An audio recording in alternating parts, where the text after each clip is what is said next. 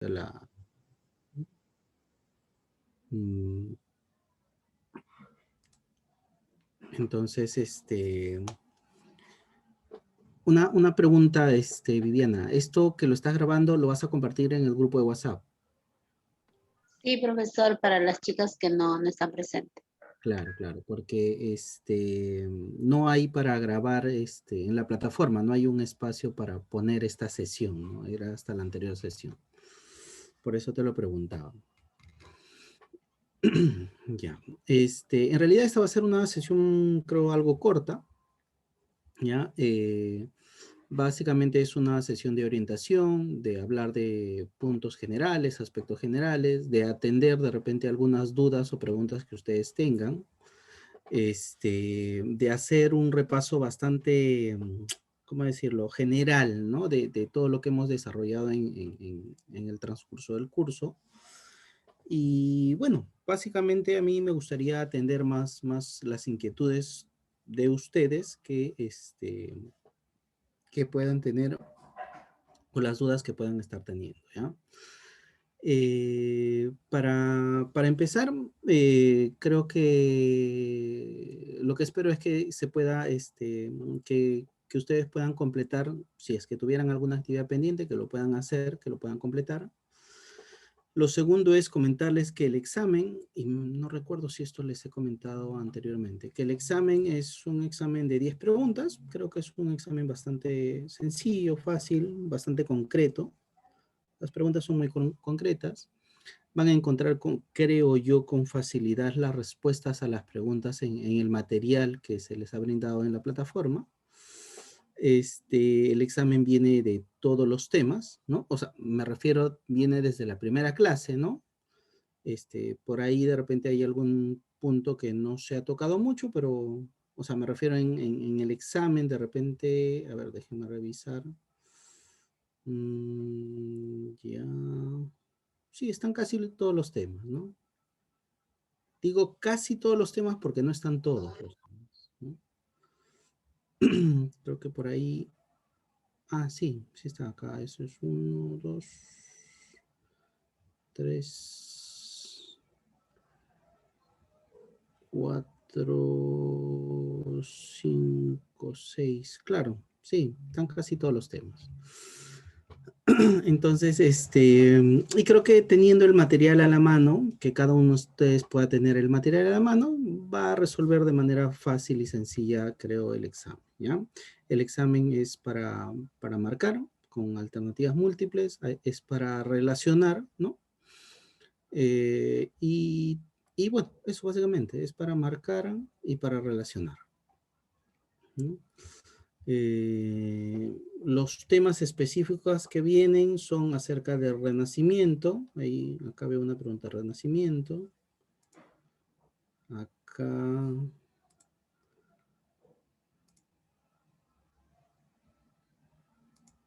Acá veo otra pregunta de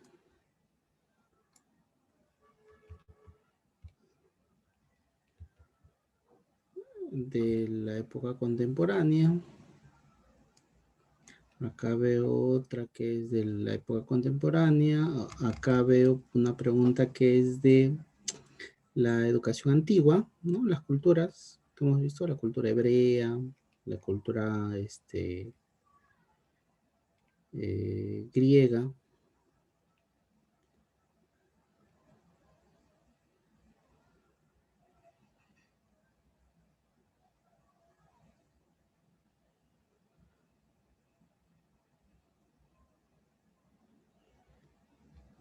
Ya, por ahí veo del primer tema, ¿no? Del primer, de la segunda clase, ¿no?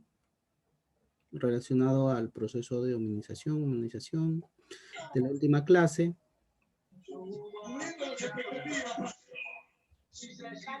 Y ello, ok.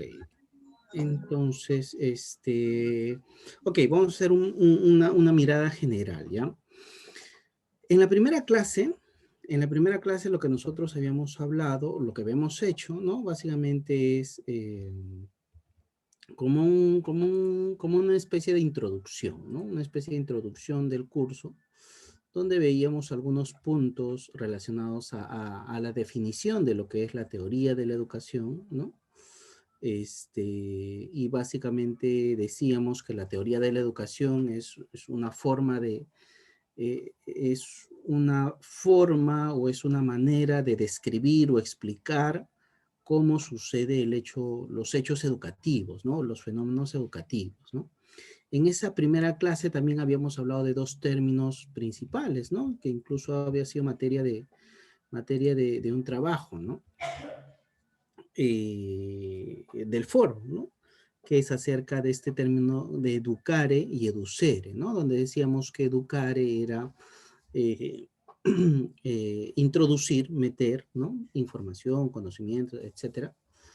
Y que educere es hacer educación de adentro hacia afuera, ¿no? Es sacar el potencial, esas características, cualidades o potencialidades que tiene el niño o el ser humano de adentro hacia afuera, ¿no? Luego, en la segunda sesión lo que habíamos revisado es un poco sobre el proceso eh, este proceso de hominización y humanización, ¿no? Este proceso en el cual el ser humano va a través de un proceso evolutivo, va como creándose, ¿no? Y todos estos cambios en este proceso evolutivo que inicialmente se daba, todos estos cambios se llaman físicos, biológicos, físicos, que tienen que ver con la anatomía y con la fisiología, se llama hominización, ¿no? Todos estos cambios que a través de millones de años se dan a nivel físico, biológico, es un proceso de hominización, ¿no? Es como el ser humano llega a ser lo que es en estructura, básicamente, ¿no? Pero esta estructura, ¿no? Está cargada de cosas, ¿no? Está cargada de cultura, está cargada de tradiciones, está cargada de hábitos sociales, etcétera, ¿no? Entonces, todo este equipaje que va cargando esta estructura en este proceso de hominización, todo este equipaje, todo lo que trae consigo, a eso le llamamos un proceso de humanización, ¿no? Entonces, les decía, creo, en ese momento, la hominización y la humanización son como dos caras de la misma moneda, o sea, siempre van juntos, siempre van acompañados, ¿no? No es que uno comenzó primero y después el otro o algo así, ¿no? Sino que se ha ido gestando de manera conjunta, ¿no? Y esto lo relacionábamos con la educación porque decíamos que lo que ocurría es que en todo este proceso de hominización y humanización sucede y se da los procesos de enseñanza y aprendizaje, ¿no? Se da, o sea, es decir, el ser humano aprende, ¿no? El ser humano observa, ¿no? Y probablemente esa sea una forma de aprender, observando, imitando, este sistema de ensayo y error, es decir, practicando, equivocándose y volviendo a hacerlo hasta que le sale mejor, ¿no? La educación se da un poco por esta transmisión más cultural, ¿no? Más espontánea, más natural, ¿no? No hay necesariamente, probablemente, bueno, en ese momento no hay escuelas, no hay colegios, no hay profesores, y probablemente el aprendizaje se da más por este proceso natural de observar, imitar, practicar, ¿no? Y luego decíamos que pasado esta etapa primitiva, ¿no? Del ser humano, ya la sociedad y el mismo ser humano se va volviendo un poco más complejo, ¿no? A través de y todo esto iniciado por una revolución, ¿no? La revolución agrícola o el descubrimiento de la agricultura, ¿no? Porque eso lo lleva a sentarse en un lugar y como se queda en un lugar, la sociedad comienza a crecer. La sociedad o el grupo de personas comienza a hacerse más grande y las tareas se van volviendo más específicas, ¿no? Si antes solamente era cazador y recolector, bueno, ahora ya hay agricultor, hay ganadero, hay el carpintero, etcétera, ¿no? Y la sociedad y la civilización se vuelve más grande y esto se vuelve más complejo también. Entonces surgen las primeras civilizaciones, ¿no? Surgen los primeros pueblos, ¿no? Poblaciones con tradición propia en diferentes partes del mundo, ¿no? Y llegamos a la etapa antigua, ¿no? A la edad antigua, donde ya las civilizaciones ya se establecen, ¿no? Porque ya hay un lenguaje, porque ya hay una forma de transmitir la información a través de algún escrito, de algún tipo de lenguaje oral y escrito, a eso me refiero. Y hay otras características, ¿no? Y dentro de estas culturas, las dos culturas que nosotros habíamos revisado es la cultura hebrea y la cultura griega, me parece que por ahí habíamos revisado. Entonces, dentro de la cultura griega y hebrea, o bueno, hablando de la cultura hebrea es esta tradición del patriarca, ¿no? Esta tradición que se da desde esta tradición, los inicios, vamos a llamar así, de la tradición judía, ¿no? Los inicios que después, bueno, pues después en el tiempo desembocan en lo que es el cristianismo, ¿no? O sea, de ahí nace el judaísmo, que es una religión. Pero bueno, las características en esta cultura hebrea de la educación ya se vuelve un poco más complejo, ¿no? Decíamos que esta tradición es una tradición netamente teocéntrica, ¿no? Hablan de un solo Dios, ¿no? Y todo está orientado hacia la divinidad, ¿no? Entonces, todo lo que hacen en relación a la educación tiene que ver con sus textos sagrados, con sus libros sagrados, con sus escrituras, con sus tradiciones sagradas que parten de una concepción teocéntrica, ¿no? Entonces, y la educación lo orientan hacia esa forma, hacia ese modo, hacia esa perspectiva, ¿no? Decíamos que en cuanto a la educación, básicamente, son los libros o textos sagrados los que guían su forma de hacer, de llevar la vida en general y de hacer educación también, ¿no? Lo que ocurre en este momento en la educación es que ellos dividen la educación como en tres partes, ¿no? De 6 a 10 años, de 10 a 15 y de 15 a más, ¿no? Y decíamos que en lo que se enseña, una de las características, por ejemplo, es que hay una educación dividida por género, ¿no?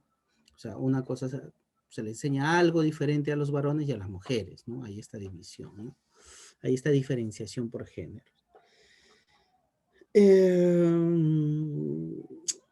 Y hablábamos de este tipo de educación que a los más pequeños se les enseña a leer y a escribir, ¿no? Les enseña tradiciones de su cultura, de la cultura hebrea, ¿no? De la Torá, y de otros elementos, ¿no? Pero que cuando ya mayores, ya son grandes, ya está, comienza ya como a especializarse, ¿no? ¿Qué quiere ser? ¿Quiere ser rabino? ¿Quiere ser escriba? ¿Quiere ser doctor de la ley? ¿Qué es lo que desea? Y cada uno va a encaminarse, ¿no? El escriba, aquel que toma escritos, ¿no? Notas de los decretos, de las reuniones, o también notas de temas contables, matemática, perdón, de contables, básicamente, ¿no? De compra-venta, de cuántos elementos hay en cierto sector, etcétera, ¿no? Los rabinos, que son gente ya más como respetada dentro del pueblo, que son como aquellos orientadores, consejeros, ¿no? Que van de población en población, o si no, los doctores de la ley, que son quienes un poco por ahí toman las decisiones más importantes, saben bastante de leyes, etcétera, ¿no? Y todo ello. Luego, Luego de ello, me parece que revisamos, no recuerdo con exactitud, me parece que revisamos después de eso la educación incaica, me parece, no sé, o pasamos de frente a la Edad Media, a la educación Así vimos la educación incaica, Sí, vimos profesor. la educación Sí, incaica. vimos eso, ¿no? Primero, ya. Claro, entonces vimos primero la educación incaica y dentro de la educación incaica, lo que vimos un poco era la historia, la estructura, que para nosotros es algo ya más, ya conocido, ¿no es cierto? Ya, nosotros ya sabemos un poco por cultura general todo lo del bueno, muchas cosas del Tahuantinsuyo y todo ello, ¿no? Pero yéndonos netamente a la educación, dijimos que había dos tipos de educación, ¿no? Una formal y una informal, ¿no? Que que la educación formal estaba orientada básicamente a la nobleza, ¿no? A través de, a través de, a través de una educación llevada también en una diferenciación de géneros, ¿no? Que quien ejercía la educación o quien orientaba haciendo educación eran unos personajes denominados amautas, eran como los docentes, profesores, los que enseñaban, los que instruían, y que esta educación a los varones los llevaban al yachayhuasi y a las mujeres al yahuasi, ¿no? Y que a los varones les enseñaban determinadas cosas y a las mujeres otros elementos, ¿no? Había esta diferenciación por género. Y decíamos también que que esto era parte de la educación esto era parte de la educación como formal, ¿no? A los varones se les enseñaba, por ejemplo, el arte de la guerra, geometría, números, el uso de los quipus y todo ello, ¿no? Pero a las mujeres se les enseñaba temas de aprender a tejer, a preparar chicha, a cocinar, a atender a atender a la pareja, etcétera, esos elementos, ¿no? Que las mujeres tenían un destino como de ser, de estar ahí como para servir a los varones, ¿no? Era la perspectiva de esa época, ¿no? Incluso algunas eran llevadas como templos, ¿no? Las vírgenes del sol les llamaban, ¿no? Donde a veces eran parte de los ritos o de los sacrificios que ahí se daban, ¿no? Esto era parte de la educación formal, pero también había una educación informal, ¿no? Esta educación que era básicamente del pueblo, donde no había una educación en sí, ¿no? O sea, no había un sistema educativo, lo que sí había en la nobleza, pero acá no había un sistema educativo, y la educación era básicamente a través de tradición oral o de costumbre, ¿no? Generalmente la familia era quien dirigía algunas cosas, ¿no? Para que aprenda para que aprenda a trabajar o a servir a la sociedad, ¿no? En agricultura, en ganadería, en textilería, en lo que lo toque, ¿no? Y que la población también a veces desempeñaba una labor educativa porque a veces hacían trabajos comunitarios, ¿no? Y ahí también se aprendía cosas, ¿no? Entonces, eso era un poco lo que ocurría en la educación con la educación incaica, ¿no? Esta diferenciación que se establecía, ¿no? Luego pasamos un poco a lo que es la educación en la edad cristiana, ¿no?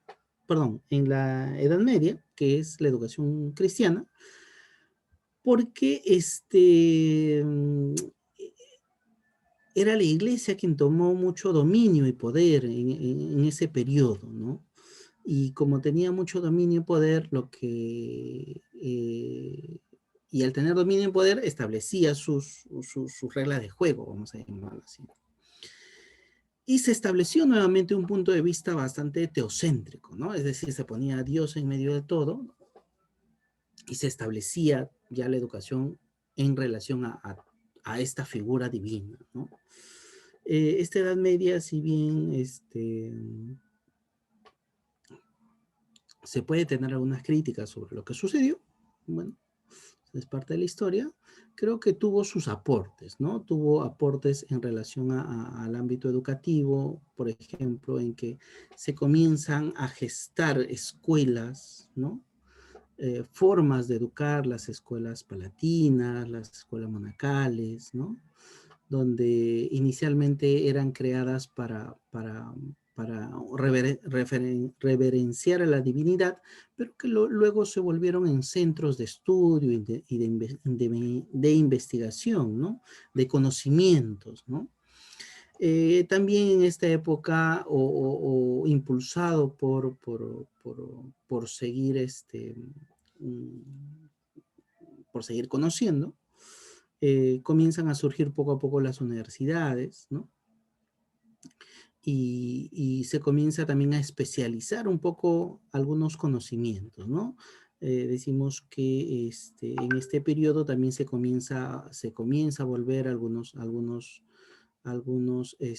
autores o el conocimiento estaba influenciado por algunos pensadores de la Grecia antigua, ¿no? Autores clásicos le llaman.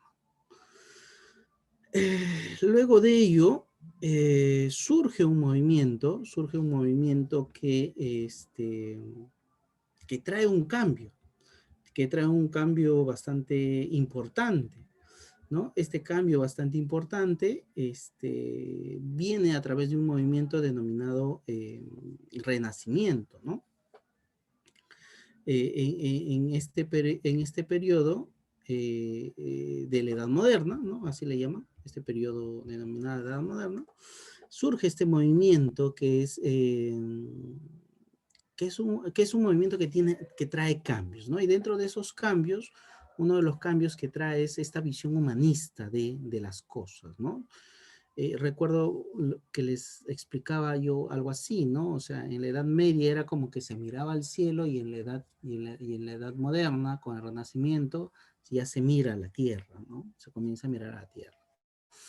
Entonces, este renacimiento trae consigo muchos cambios. Dentro de estos cambios trae esta mirada antropocéntrica, es decir, esta mirada más a lo real, a lo natural, a lo que pasa acá, buscando explicaciones más concretas, ¿no? Buscando entender el mundo ya no desde una divinidad, sino ya desde los hechos más naturales, más próximos al ser humano, ¿no? Con un criterio más racional, más lógico, ¿no? Buscando un poco eso. Y tiene este sello, ¿no? O sea, todo lo que ocurría en la Edad Media, o sea, sigue ocurriendo, ¿no? Solamente que acá cambia la mirada, ¿no? Cambia la mirada al ser humano, la educación se hace más desde un sentido lógico, más desde un sentido naturalista, más desde un sentido humanista, ¿no? Se tiene otra mirada del ser humano y obviamente de la educación en general, ¿no? Luego de ello pasamos a otro periodo, que es el periodo de la edad contemporánea, que es un periodo bastante largo que dura hasta nuestros días, ¿no? Y en esta época o edad contemporánea comienzan a surgir, o surge también algunos otros movimientos, ¿no?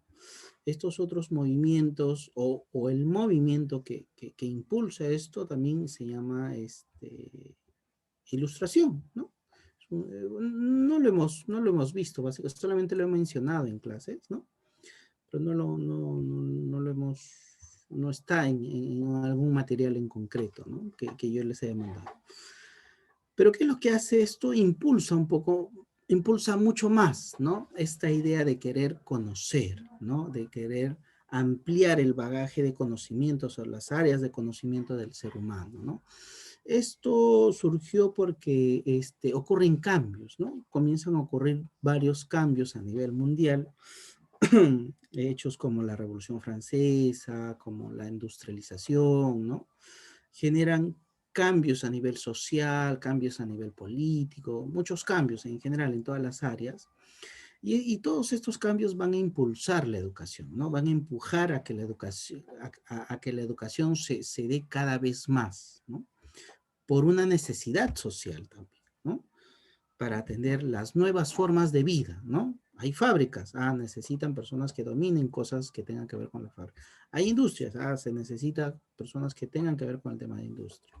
¿No? La sociedad se mueve de otra manera, ya necesitamos más, ¿no?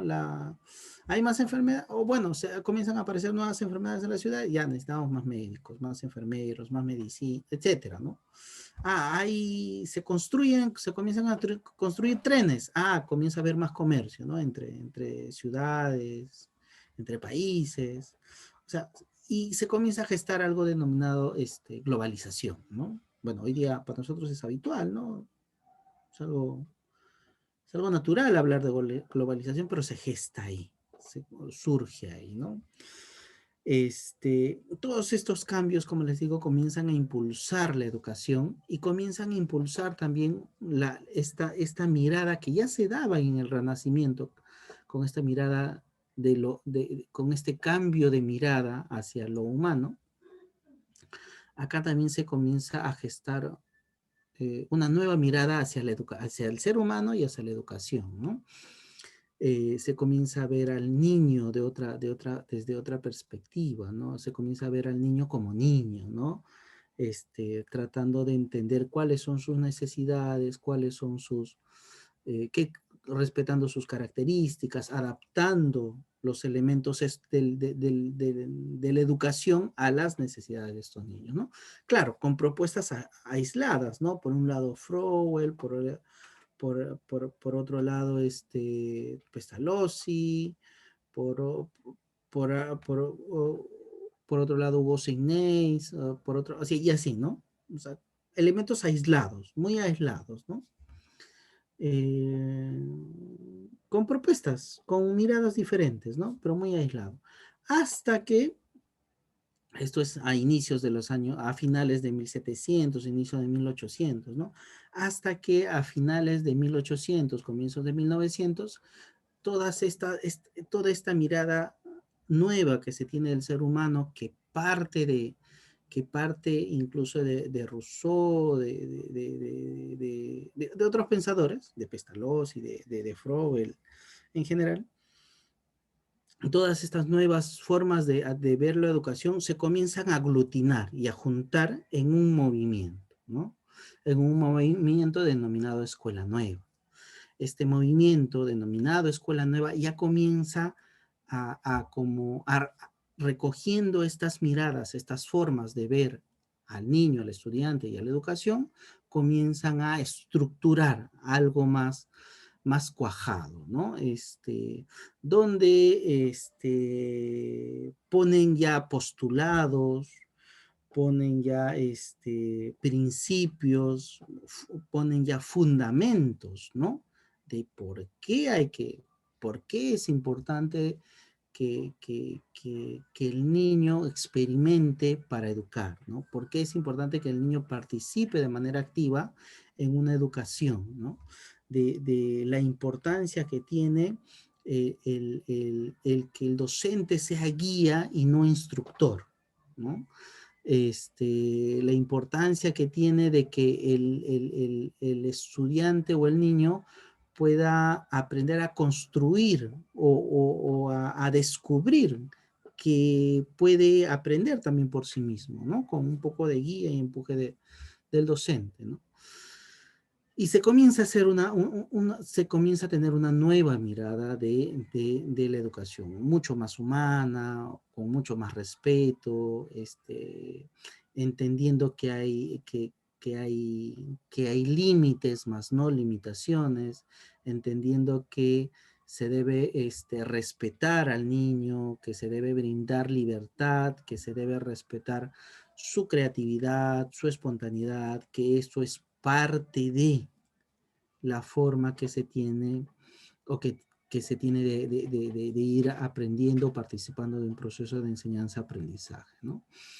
Y nada, hasta ahí nos quedamos, ¿no? Hasta la escuela nueva, con toda esta nueva perspectiva, que ya después en el próximo ciclo lo que se va a ver es la continuación de esta mirada, ¿no? Es decir, vamos a hablar ya de 1920, más o menos para adelante, ¿no? Para adelante, y de ahí en adelante se comienzan a crear ya, a generar ya muchas teorías, ¿no? Lo que vamos a revisar es muchas teorías ya educativas o teorías que parten de la psicología pero impactan en la educación, ¿no? Que la educación lo toma también para trabajar, que si bien es cierto surge de la psicología, pero tiene su aplicación en el ámbito educativo, ¿no? Entonces vamos a revisar teorías como la teoría conductual, la teoría cognitiva, la teoría conectivista, que tiene que ver mucho con lo que está pasando ahora, con la educación virtual. Es una teoría que surge más o menos en el 2004, más o menos, que hablaba de lo que va a ocurrir ahora, de lo que estamos viviendo ahora. En el 2004 estaban hablando de lo que va a ocurrir ahora, de cómo iba a ser la educación, ¿no? Hay una teoría llamado el conectivismo, ¿no? Vamos a ver también la teoría humanista, ¿no? De cómo todas estas teorías, cómo ven la educación, la teoría constructivista. Y también vamos a revisar algunos autores del siglo XX, de algunos autores o pensadores peruanos, de cómo es que se concebía, porque estas teorías que les he mencionado, son teorías que surgen fuera, ¿no? Que surgen fuera del país, con otras realidades, etcétera, etcétera, ¿no? Pero también vamos a revisar algunos pensadores de la educación peruana, ¿no? De cómo ellos concebían acá, cómo se concebía la educación. Vamos a hablar de Walter Peñalosa, de Mariátegui, bueno, de algunos, pero son muchos. He tenido que escoger algunos nada más, ¿no? Y eso es lo que vamos a hacer en el próximo ciclo. Y nada, no sé, hasta acá creo que es un poco el repaso general que les doy, ¿no? O sea, todas las 8 clases lo he hecho, no sé, creo en 20, 30 minutos. Y no sé si ustedes tienen alguna duda, alguna pregunta, algo que quieran ustedes comentar o preguntar.